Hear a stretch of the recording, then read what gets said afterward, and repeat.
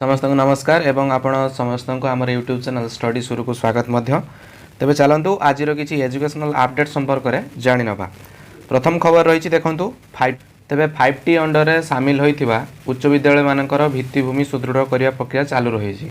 तेज एथमध्य प्राथमिक एवं उच्च प्राथमिक विद्यालय गुड़ी चलित शिक्षावर्ष ठारू सामिल करने पदक्षेप नवाक जाऊँच सरकार। तेज चलते देखा कौन डिटेल्स इनफॉरमेशन रही।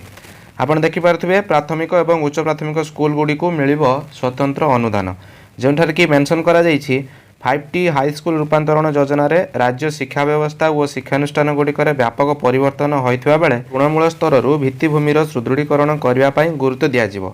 पिला केवल पाठपढ़ा लगी पाठ्यपुस्तक सीमित न रखी सेमानकर दक्षता विकास पर गुरुत्व दिज्व जो पिलांई उन्नत मानर विज्ञान उपकरण विभिन्न उपादेय पुस्तक खेल सरंजाम आदि प्रदान करा जहाँकि पिलांकु उन्नत मानर शिक्षा जगाइबा सहित दक्षता और मानसिक विकास करने दिगरे सहायक हेब।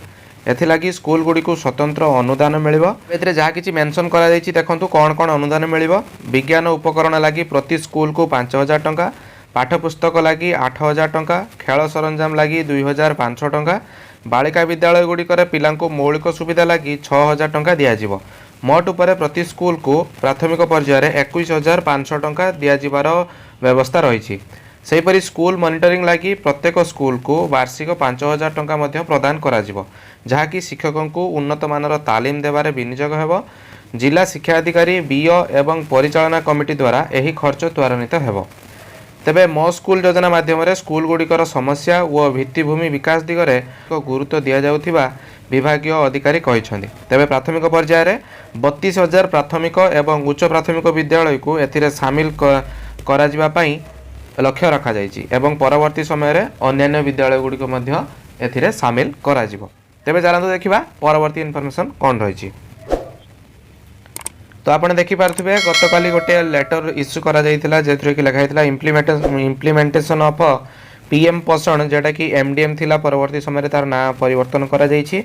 तो एट स्कूल फ्रॉम एप्रिल 2022 अर्थात आसंता एप्रिल पहला ठारू पुणी आउ थे स्कूल मध्याह्न भोजन कार्यक्रम को आरंभ करने एथिरे कहा जायछि। तेबे मध्याह्न भोजन कार्यक्रम आरंभ करने विषय रे एथिरे मध्य विभिन्न प्रकार वार्ता दिया जायछि जोंथरे कि केउ केउ दिग को आपण दृष्टि देबे से संपर्क में जानतु जानि नबा।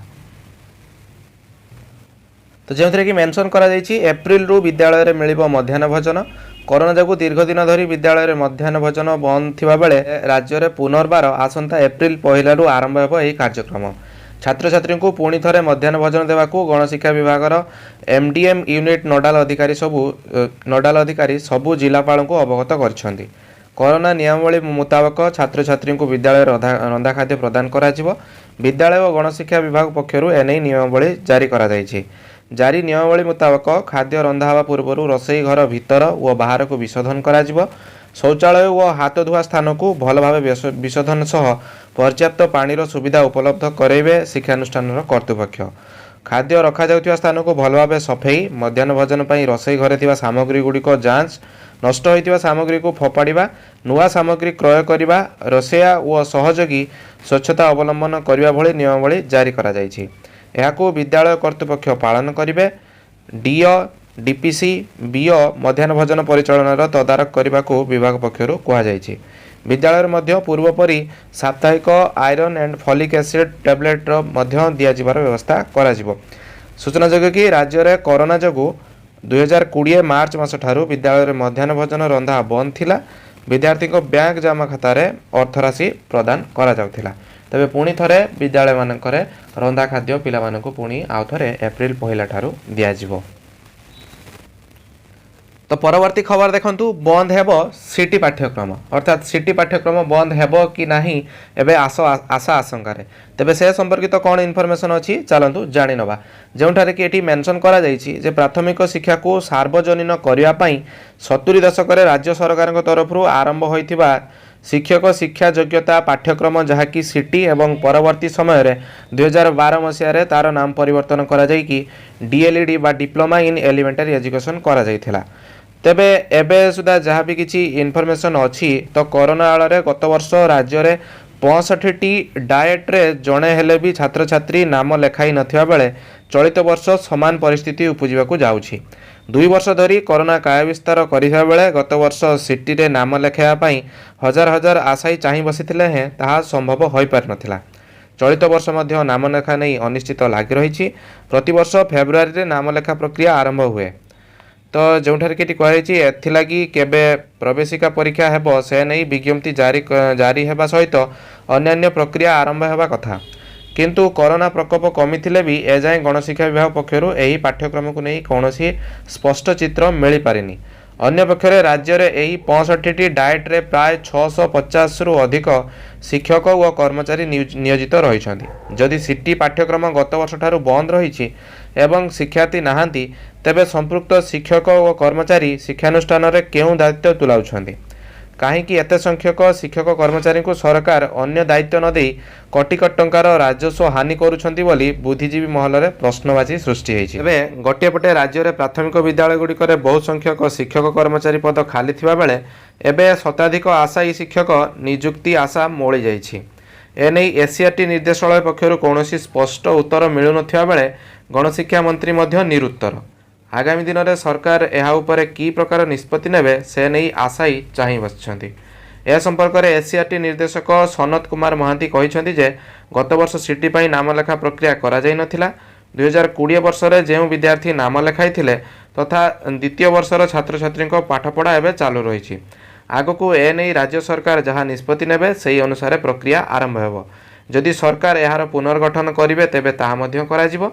अन्य पक्षरे गणशिक्षा मंत्री समीर रंजन दास कहिछन्ति जे सिटी पाठ्यक्रम एवं चालू रही। तेबे गत वर्ष केते छात्र छात्री केउ शिक्षानुष्ठान रे नाम लेखाइछन्ति से नहीं मंत्री कौनसी स्पष्ट उत्तर दे पारि नथिले। तेबे देखा जाऊ परवर्ती समय रे सिटी पाठ्यक्रम चलिबो ना नुआ जो एनईपी 2020 लागू हैला तो से अनुसार प्राथमिक शिक्षक पई सर्वनिम्न योग्यता जो बीएड रखा जिवो इंटीग्रेटेड बीएड ता समय ही कहबो। तेबे चलंतु जिबा एबे परवर्ती खबर को। तो परवर्ती खबर देखंतु जहा कि ओल्ड पेंशन संपर्कीय जहा कि राजस्थान रे एबे 1 एप्रिल ठारू लागू होबाकू जाउछि पुराना पेंशन। तेणु एठारे जहा किछि मेंशन करा जाइछि तो पूर्वरु एनपीएस रे जो 10% जो कटुथिला सालारी ता एप्रिल 1 ठारू आउ कटिबो नाही। अर्थात कर्मचारी माने सेमानकर सालारी रे जहा कि एनपीएस जहा कटुथिला तो ताहाकू पुणी फेरी पाइबे। एवं एठारे मेंशन करा जाइछि जहा भी किछि एनपीएस अमाउंट कटिछि ता जेतेबेले सेमाने रिटायर्ड हेबे से समय रे से समस्त अर्थ सुध सहित से माने पाई पारिबे। तो ये होउछि राजस्थान रो कथा जोंठारे कि 1 एप्रिल 2022 पर ठारू पुणी आउ थरे कर्मचारी मानक पई ओपीएस लागू करूछन्ति से मानक सरकार। एवं आम ओडिसा रे मध्य आम समस्त कर्मचारी मानक नै ओपीएस पुनर्बार लागू करिया पई एबे संघ माने मध्य आगको बाहरलेनी। तेणु आपण समस्त को अनुरोध संघ को निहाती आपण सहयोग करंतु जहाँ फल आमे आमर हक को पाई परिबा एवं ओपीएस पुणी आउ थरे ओडिसा रे नुहे टोटल भारत रे ही आउ थरे इम्प्लीमेंट हेबो। तो ये तो थिला आज किछि एजुकेशनल अपडेट जहाँ संपर्क में आपड़ जानले। जदि वीडियोटी भल लगी निहाती लाइक करी हमको उत्साहित करेंगे एवं अन्य मानकु शेयर करदेवे। एवं जदि चैनल को नुआ करी विजिट करथांती तो चैनल टी को सब्सक्राइब करदेवे जहाँ फल आपड़ समस्त नोटिफिकेशन डायरेक्ट आपन मोबाइल पाई पारिबे। तेबे खूब शीघ्र देखा आउ किछि नुआ इनफॉरमेशन सहित। से पर्यंत विदाय दियंतु। रहूछि नमस्कार।